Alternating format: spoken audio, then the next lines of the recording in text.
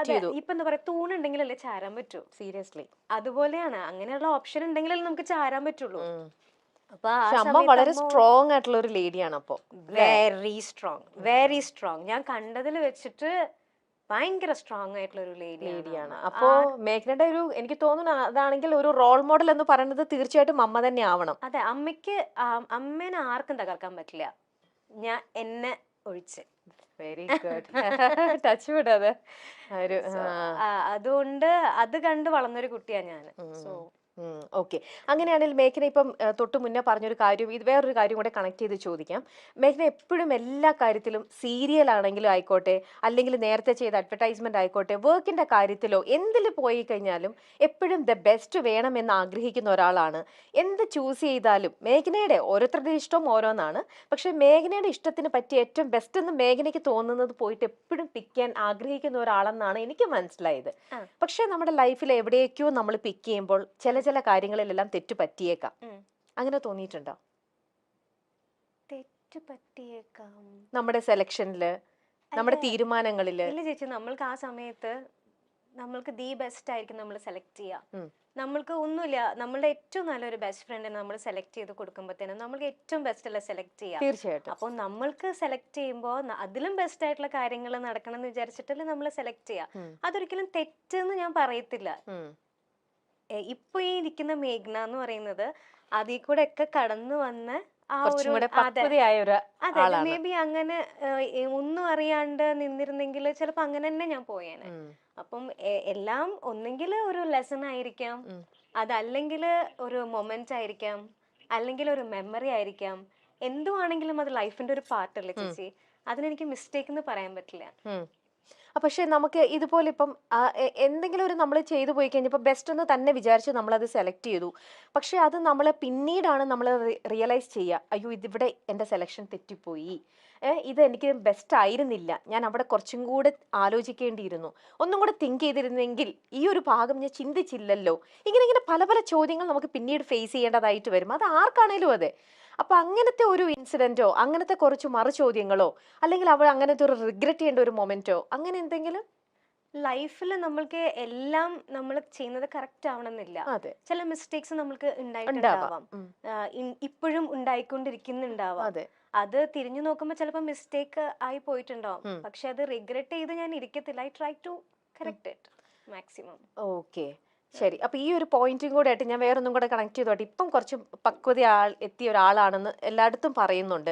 പിന്നെ നമ്മുടെ നാട്ടിലും എപ്പോഴും എല്ലാം സംഭവിക്കുന്ന ഒരു കാര്യം തന്നെയാണ് ഡിവേഴ്സും കാര്യങ്ങളും എല്ലാം.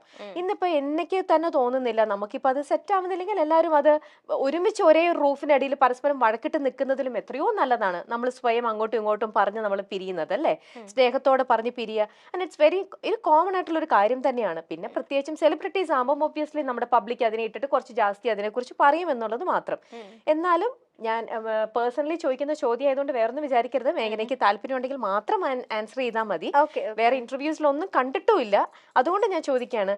ഇങ്ങനെ ഒരു പേഴ്സൺ, ഇതൊക്കെ ഇറ്റ്സ് കുറേ കൂടെ പേഴ്സണൽ ആണ് ഉത്തരങ്ങൾ, ബട്ട് സ്റ്റിൽ ഇങ്ങനെ ഈ ചോദിച്ചുകൊണ്ടിരിക്കുന്ന പബ്ലിക്കിലേക്ക് വേണ്ടിയിട്ട് ഒന്ന് ഇതാക്കാനായിട്ട് എന്തുകൊണ്ടായിരിക്കാം ആ ഒരു തീരുമാനം വേണ്ടാന്ന് വെച്ചത്? കാരണം ഇതിനെപ്പറ്റി പാവം അപ്പുറത്തെ സൈഡിൽ നിൽക്കുന്ന ഡിംപിളും ഒക്കെ ഒരുപാട് ഫേസ് ചെയ്യുന്നുണ്ടല്ലേ, ചോദ്യങ്ങളും മറു ചോദ്യങ്ങളും ഒക്കെ ആയിട്ട്. അപ്പൊ അതിനൊക്കെ ഒരു ഇത് നിർത്താൻ വേണ്ടിയിട്ട് ആ ഒരു ഒരു ഒരു ഒരു ഡയലോഗ് പോലെ, അല്ലെങ്കിൽ ഒരു സ്റ്റേറ്റ്മെന്റ് ആയിട്ടോ എന്തെങ്കിലും മനസ്സിൽ നിന്ന് എന്തെങ്കിലും ഒന്ന് പറയാൻ പറ്റുമോ? ഇങ്ങനെ കമന്റ്സ് വരുന്നതിനെ പറ്റിയാ ഞാൻ ഒരിക്കലും റെസ്പോണ്ട് ചെയ്തിട്ടില്ല.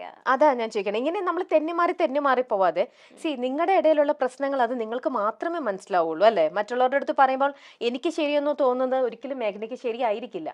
പക്ഷെ നമ്മൾ എല്ലാവർക്കും എല്ലാവരുടേതായിട്ടുള്ള റീസൺസും കാര്യങ്ങളൊക്കെ ഉണ്ടാവും.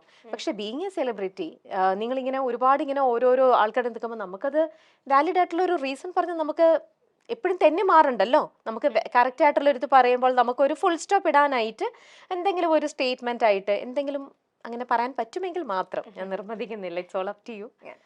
ഞാൻ ഇതുവരെ റെസ്പോണ്ട് ചെയ്തിട്ടില്ല ചേച്ചി. എപ്പോഴും ഒരു എനിക്ക് മനസ്സിലായിട്ടുള്ള കാര്യം എന്താന്ന് വെച്ചാൽ, ഈ ഇതുപോലെയുള്ള ഡിപ്രഷൻ ടൈമിലും ഇതുപോലെ ഞാൻ പറഞ്ഞ ഭയങ്കര ഷോക്കായിരുന്നു എന്നുള്ളത്.